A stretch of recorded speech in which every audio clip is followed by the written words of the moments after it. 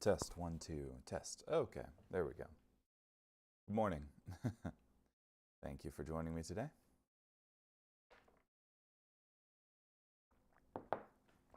This morning we'll be in Leviticus and Numbers.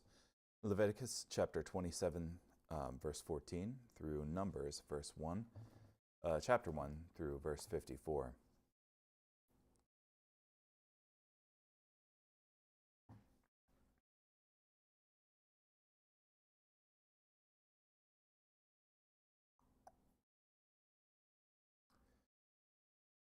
If a man consecrates his house as holy to the Lord, the priest will establish its conversion value, whether good or bad. Just as the priest establishes its conversion value, thus it will stand. If the one who consecrates it redeems his house, he must add to it 1/5 of its conversion value in silver, and it will belong to him. If a man consecrates to the Lord some of his own landed property, the conversion value must be calculated in accordance with the amount of seed needed to sow it, a homer of barley seed being priced at 50 shekels of silver. If he consecrates his field in the Jubilee year, the conversion value will stand. But if he consecrates his field after the Jubilee, the priest will calculate the price for him according to the years that are left until the next Jubilee year, and it will be deducted from the conversion value. If, however, the one who consecrated the field redeems it, he must add to it 1/5 of the conversion price, and it will belong to him. If he does not redeem the field, but sells the field to someone else, he may never redeem it. When it reverts in the Jubilee, the field will be holy to the Lord, like a permanently dedicated field. It will become the priest's property.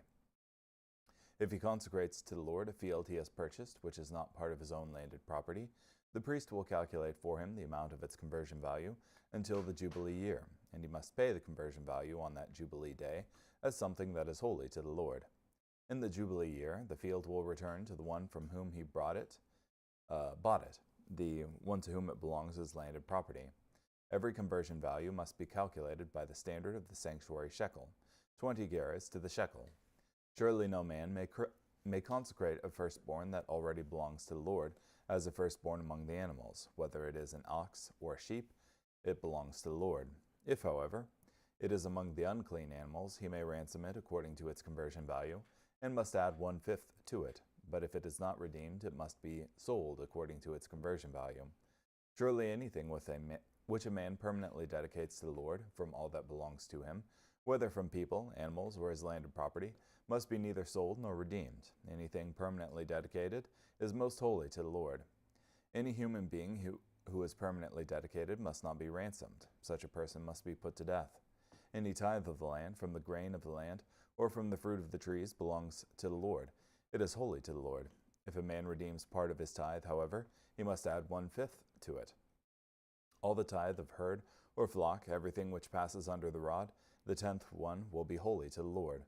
The owner must not examine the animals to distinguish between good and bad, and he must not exchange it. If, however, he does exchange it, both the original animal and its substitute will be holy. It must not be redeemed. These are the commandments which the Lord commanded Moses to tell the Israelites at Mount Sinai. Now, the Lord spoke to Moses in the tent of meeting in the wilderness of Sinai on the first day of the 2nd month of the 2nd year after the Israelites departed from the land of Egypt. He said, "Take a census of the entire Israelite community by their clans and families, counting the number of every individual male. You and Aaron are to number all in Israel who can serve in the army, those who are 20 years old or older by their divisions. And to help you there is to be a man from each tribe, each man the head of his family. Now these are the names of the men who are to help you. From Reuben, Elizur, son of Shedewer. From Simeon, Shelumiel, son of Zaroshadai. From Judah, Nashon, son of Amminadab. From Issachar, Nethanel, son of Zuar. From Zebulun, Eliab, son of Helon. From the sons of Joseph, from Ephraim, Elishama, son of Ammihud. From Manasseh, Gamaliel, son of Pedazur. From Benjamin, Abidan, son of Gideoni. From Dan, Ahiezer, son of Ammishaddai. From Asher, Pagiel, son of Ochran. From Gad, Eliasaph, son of Duel. From Naphtali, Ahira, son of Enan. These were the ones chosen from the community leaders of the ancestral tribes. They were the heads of the thousands of Israel. So Moses and Aaron took these men who had been mentioned specifically by name And they assembled the entire community together on the first day of the second month. Then the people recorded their ancestry by their clans and families, and the men who were 20 years old or older were listed by name individually, just as the Lord had commanded Moses, and so he numbered them in the wilderness of Sinai. And they were as follows: the descendants of Reuben, the firstborn of Israel, according to the records of their clans and families. All the males, 20 years old or older, who could serve in the army were listed by name individually. Those of them who were numbered from the tribe of Reuben were 46,500. From the descendants of Simeon, according to the records of their clans and families, all the males numbered of them 20 years old or older who could serve in the army were listed by name individually. Those of them who were numbered from the tribe of Simeon were 59,300. From the descendants of Gad, according to the records of their clans and families, all the males 20 years old or older who could serve in the army were listed by name. Those of them who were numbered from the tribe of Gad were 46,650. From the descendants of Judah, according to the records of their clans and families, all the males 20 years old or older who could serve in the army were listed by name. Those of them who were numbered from the tribe of Judah were 74,600. From the descendants of Issachar, according to the records of their clans and families, all the males 20 years old or older who could serve in the army were listed by name. Those of them who were numbered from the tribe of Issachar were 54,400. From the descendants of Zebulun, according to the records of their clans and families, all the males 20 years old or older who could serve in the army were listed by name. Those of them who were numbered from the tribe of Zebulun were 57,400. From the sons of Joseph, from the descendants of Ephraim, according to the records of their clans and families, all the males 20 years old or older who could serve in the army were listed by name. Those of them who were numbered from the tribe of Ephraim were 40,500. From the descendants of Manasseh, according to the records of their clans and families, all the males 20 years old or older who could serve in the army were listed by name. Those of them who were numbered from the tribe of Manasseh were 32,200. From the descendants of Benjamin, according to the records of their clans and families, all the males 20 years old or older who could serve in the army were listed by name. Those of them who were numbered from the tribe of Benjamin were 35,400. From the descendants of Dan, according to the records of their clans and families, all the males 20 years old or older who could serve in the army were listed by name. Those of them who were numbered from the tribe of Dan were 62,700. From the descendants of Asher, according to the records of their clans and families, all the males 20 years old or older who could serve in the army were listed by name. Those of them who were numbered from the tribe of Asher were 41,500. From the descendants of Naphtali, according to the records of their clans and families, all the males 20 years old or older who could serve in the army were listed by name. Those of them who were numbered from the tribe of Naphtali were 53,400. These were the men whom Moses and Aaron numbered along with the 12 leaders of Israel, each of whom was from his own family. All the Israelites who were 20 years old or older who could serve in Israel's army were numbered according to their families, and all those numbered totaled 603,550.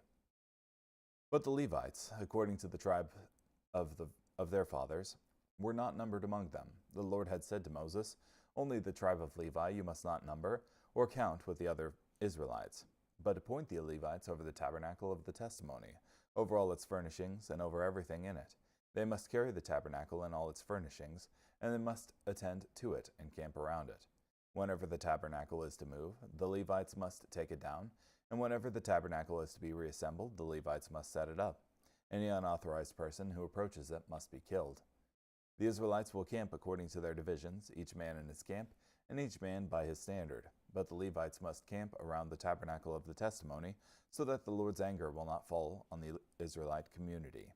The Levites are responsible for the care of the tabernacle of the testimony." The Israelites did according to all that the Lord commanded Moses. This is what they did.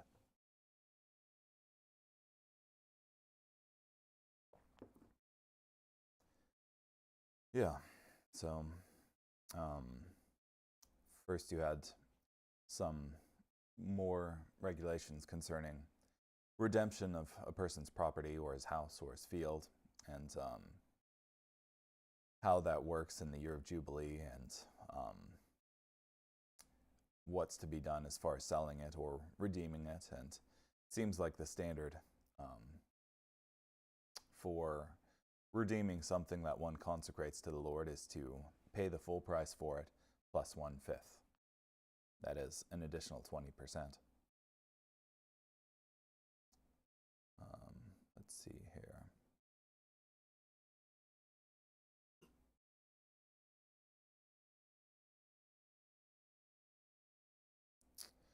When a man dedicates his house to be holy to the Lord, with a house, as in the case with an unclean animal, if a man wanted to consecrate by a vow the house to the Lord, while still using it, the priest would set a value on the house.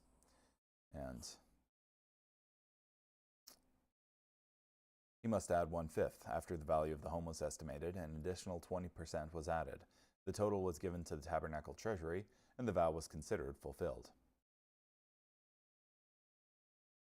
If a man dedicates to the Lord part of a field of his possession, this deals with land that belongs to the buyer's family or clan according to the division of land that would later happen in Joshua. If he dedicates his field for the land, its value is based on its potential production, as well as the number of years until the year of Jubilee.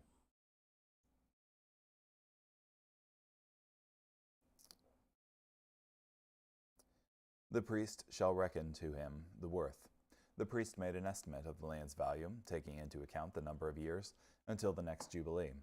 This amount was then given as a holy offering to the Lord, and God regarded the land as truly dedicated unto him.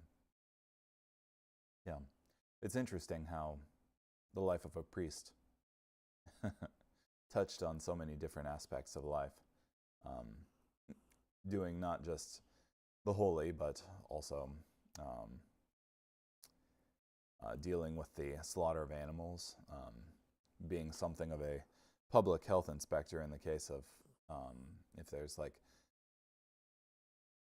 a person with leprosy, also a building inspector in the case of a building that had a spot in it, or inspecting like small articles, as well as this estimating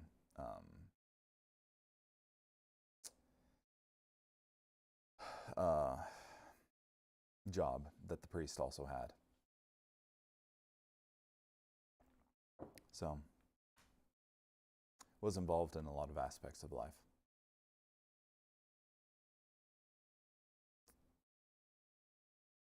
Every devoted offering is most holy to the Lord. To devote something to the Lord was a further step than consecration by a vow. It often had the meaning of destroying the item, so that it could not be used by anyone else, and all of its value was given to God. Therefore, if something was already declared a devoted offering, it could not be given in a vow.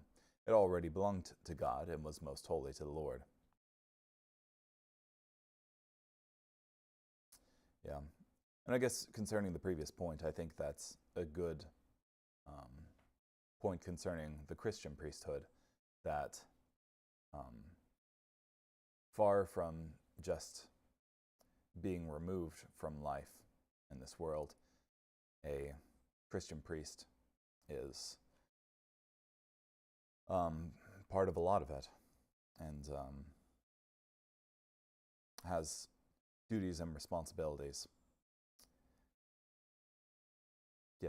that they have to fulfill. Accountant, yes. Thank you. I can't think of words this morning. But not just, well, there is accountant as well, in like tallying up the money from the temple treasury. But there's almost like a pawn shop level of evaluation of things that are coming in. And I think there's a word for that, but my mind can't think of it this morning.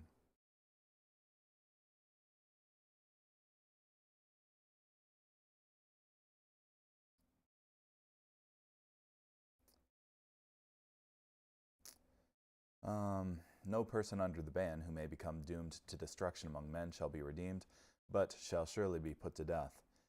In this sense also, one could not escape execution by being bought back from the Lord. They had to face their fate or penalty. An example of this is found in 1 Samuel 15, where King Saul was commanded to bring God's judgment against the Amalekites. They were devoted and doomed to destruction. Saul failed to do this and greatly displeased the Lord. Yeah, he brought back King Agag, whom Samuel later slew.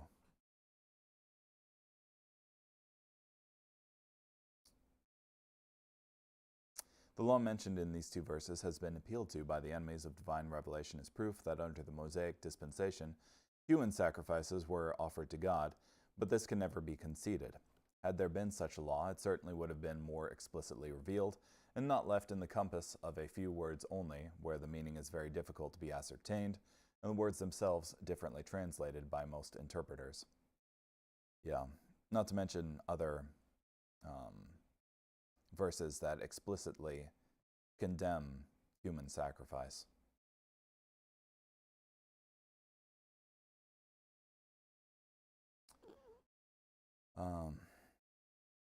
Yeah, which, let me see here. I think I can probably find it real quick.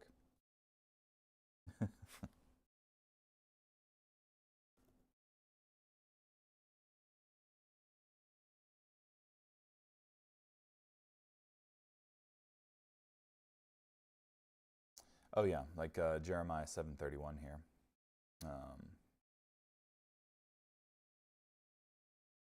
If I can get a decent... Here we go. They have also built places of worship in a place called Topheth in the valley of Ben Hinnom, so that they can sacrifice their sons and daughters by fire.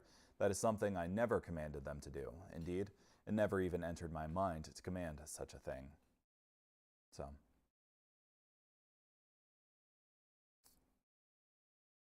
yeah. The payment of tithes here. And all the tithes of the land. In this context, the tithe simply means the tenth or 10%. Israel gave 10% of their flocks, of their grain, and of their fruit to God. This tithe, the 10%, was sacred and separate unto God.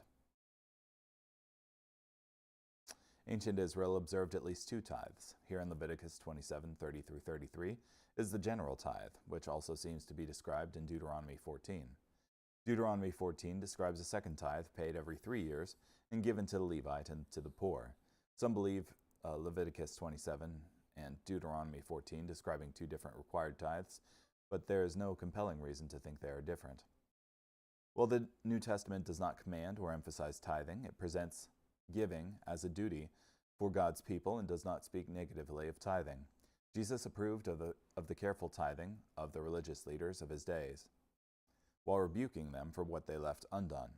Abraham was praised when he gave Melchizedek a tithe of all. The New Testament does give many principles for the giving of believers under the new covenant.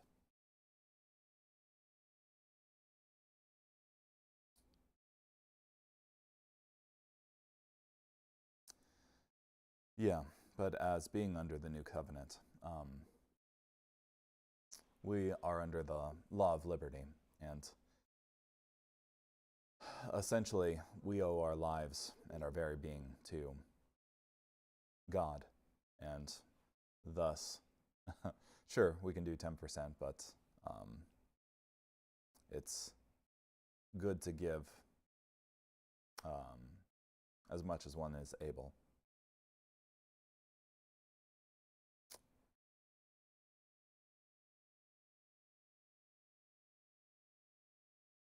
These are the commandments which the Lord commanded Moses for the children of Israel on Mount Sinai. These were not mere traditions and customs, though men began to attach traditions and customs to these commandments. These were and are the commandments, not suggestions of the Lord.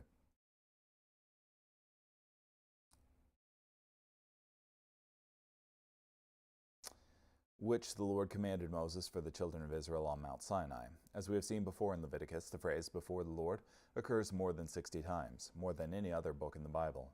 What happens in Leviticus happens before the Lord, and every point of obedience it calls us to illustrate, either by a specific command or in a precious picture, how to walk before the Lord. From Clark here. Reader, thou hast gone through the whole of this most interesting book, a book whose subject is too little regarded by Christians in general. Here thou mayest discover the rigid questions of divine justice, the sinfulness of sin, the exceeding breadth of the commandment, and the end of all human perfection. By this law, then, is the knowledge, but not the cure, of sin. We see, then, that Christ was the end of the law for righteousness, for justification, to everyone that believes. Yeah. Certainly illustrates the difficulty and the impossibility of keeping the whole law and being totally righteous before God. In the second year after they had come out of the land of Egypt, as recorded in the book of Exodus, God miraculously rescued Israel from their long slavery in Egypt. They came through the Red Sea and saw God provide through the desert wilderness. Israel then came to Mount Sinai, where God appeared to them in a spectacular way. At Mount Sinai, Moses went up to meet with God and received the law. At Mount Sinai, the people of Israel also honored an idolatrous image of a golden calf and were afterward corrected by the Lord. The main part of the book of Exodus covers about 1 year, and Leviticus only a month. But the story of the book of Numbers covers more than 38 years. He placed them in circumstances which developed the facts of their inner life until they knew them for themselves. That is the meaning of the 40 years in the wilderness. They were not years in which God had withdrawn himself from the people and refused to have anything to do with them. Every year was necessary for the teaching of a lesson and the revealing of a truth.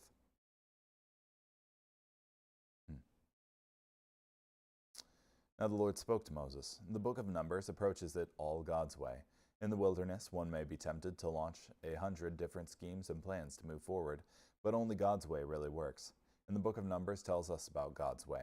The idea that the Lord spoke to Moses is repeated more than 150 times in more than 20 different ways in Numbers. That wilderness was never meant to be Israel's destination. God's intention was to bring them into the promised land of Canaan. The wilderness was intended as a temporary place, a place to move through, not to live in. The Hebrew word for wilderness, midbar, means a place for driving flocks. It is not a completely arid desert, but contains little vegetation and a few trees. The rainfall in such areas is too light, a few inches per year, to support cultivation.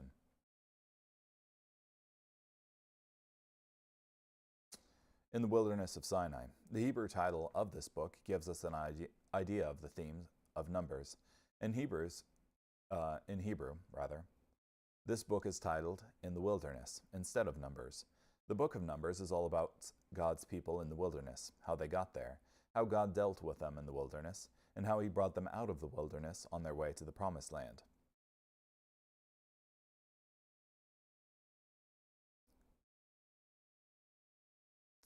The phrase Desert of Sinai locates the census taking in the rugged regions of the Sinai Peninsula. The precise location of the encampment of Israelites near Mount Sinai, Mount Horeb, the mountain of God, has been debated since at least as early as the 4th century. After they had come out of the land of Egypt, the book of Numbers gives us a big vision. Where is God taking us? What will it take to get there? What inner qualities must God develop in us and demand in us along the way? Israel had to be transformed from a people dominated by hundreds of years of slavery into a people suited for the promised land. Promised land people are different from slave people. Israel emerged from Egypt a slave people, basically unsuited for the promised land. Numbers tells part of the story of how God transformed them into promised land people. So the Israelites had been slaves in the land of Goshen. Their tasks were appointed, and their taskmasters compelled their obedience. Their difficulties had been great, their bondage cruel, but they were free from the necessity of thought and arrangement. Having escaped from their taskmaster, they imagined that freedom meant escape from rule. They had been taught in their year of encampment under the shadow of the mountain that they had to submit to law, and it was irksome to them, and they became discontented. This discontentment resulted from lack of perfect confidence in God. Yeah. Just because they were free from the slave masters of Egypt didn't mean that they were free to do whatever they wanted and employ anarchy as their lord.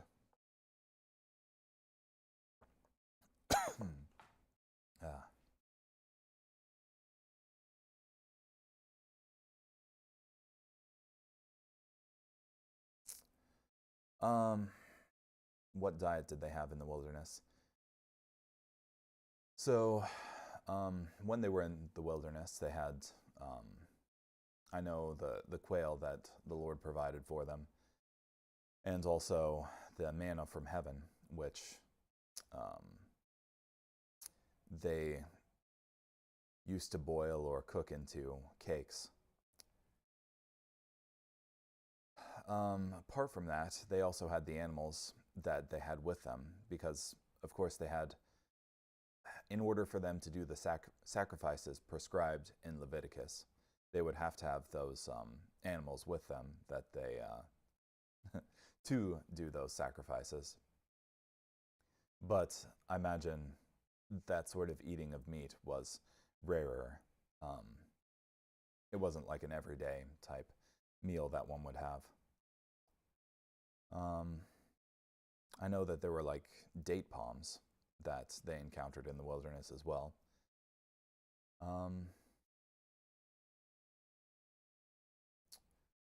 Yeah, not sure of too much more, but I imagine it was the typical diet of nomads.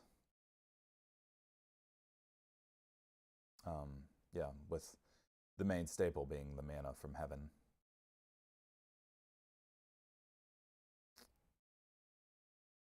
Take a census of the congregation of the children of Israel. As Moses met with the Lord in the tabernacle, God commanded him to take a census, but counting only all who are able to go to war in Israel. It was Jethro, the father-in-law of Moses, who suggested that Israel be organized by their thousands, their hundreds, their fifties, and their tens. With this organization already in place, the census would not be difficult. A month before this, the Israelites were numbered for the sake of taxation, the money for the tabernacle. Now they were numbered again for the purpose of organizing and counting an army. By their families, by their fathers' houses. God wanted the count made by their families because the strength of Israel was determined by looking at the strength of individual families. From 20 years old and above, the men for war were counted as those from 20 years old and older, showing that it takes some amount of time and maturity to be able to fight well. It is also interesting that there is no upper age limit declared, though one may be implied.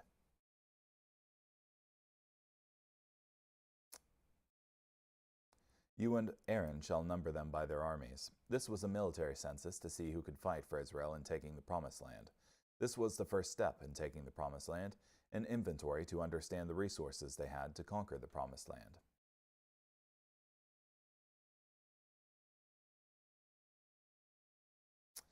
The taking of the census would have had a great effect on the nation. As the count was made, every family knew preparations were being made for war. The order to count the potential soldiers was not meant to imply that Israel would take the land because of superior forces, or merely because of the bravery of these men. They would receive the Promised Land by the hand of God. Nevertheless, they still had to fight and know what they had available to them going into battle.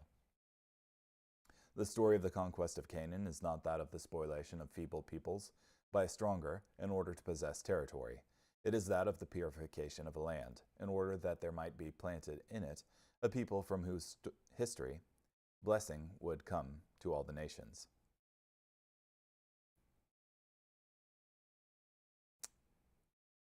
Israel had a literal, physical, fought in the material world war to fight. As believers, we do not battle against flesh and blood enemies, but spiritual enemies. We may fail in spiritual battle because we do not take an honest inventory about where we are spiritually. We may overestimate or underestimate our spiritual strength and resources. This count of Israel wouldn't let them do that.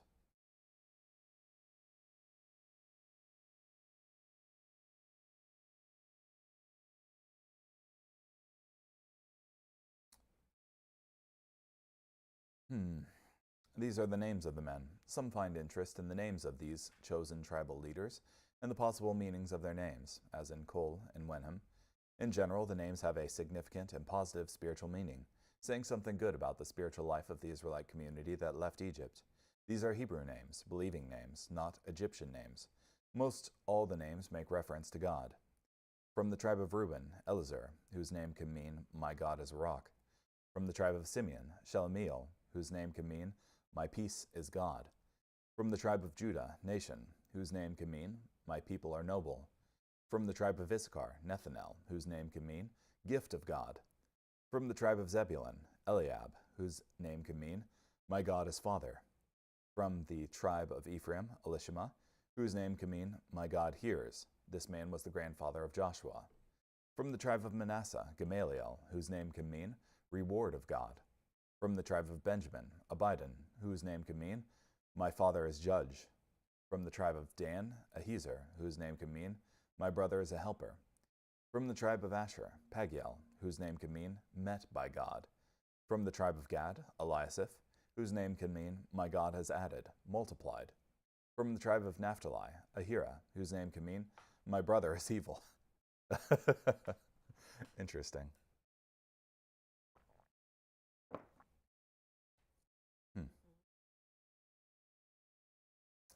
That's an interesting one for the last one, because a lot of the Canaanites were originally descended from the same family tree that they had descended from.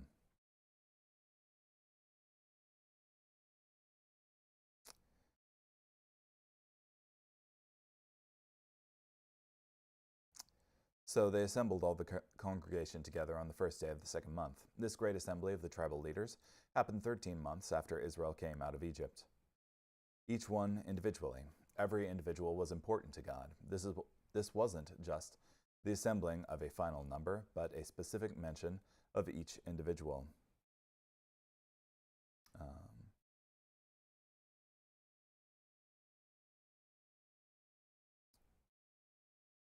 Those who were numbered of the tribe of Reuben were 46,500. To many, this seems too large a number, and some people wonder if these numbers are accurate and literal. If one estimates that this count of the men for war represents 70% of the total male population, adds an equal number of females, and then adds another 25% for children, the total population of Israel would be between 2 million and 2.5 million. This tremendous number, as well as the sizable figures tendered for each individual tribe, has posed the greatest dilemma for biblical interpreters since the Middle Ages. Many modern commentators summarily dismiss these numbers as hyperbolic or fictitious, while others provide a brief history of interpretation. Numerous suggestions have been proffered for comprehending these sums from Cold.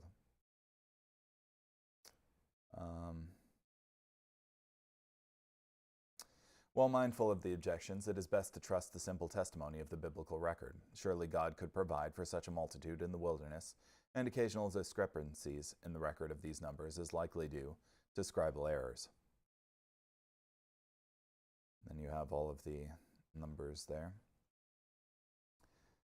All who were able to go to war in Israel, all who were numbered, were 603,550. The census was repeated 38 years later at the end of the book of Numbers. The total number of available soldiers in the second census was almost the same, only a loss of some 2,000. But the count of the individual tribes changed significantly, and there is meaning in what happened to each tribe over the critical 38 years. In the first census, Manasseh was the smallest tribe and Judah the largest. There were two tribes in the 30,000s, 3 in the 40, 4 in the 50, 1 in the 60, and 1 in the 70.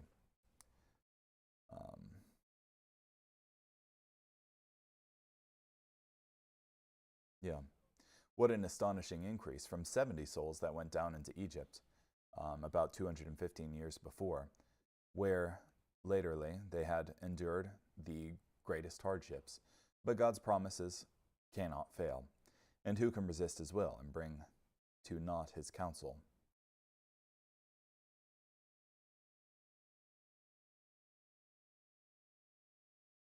But the Levites weren't counted because they didn't go to war. They had priestly duties for Israel.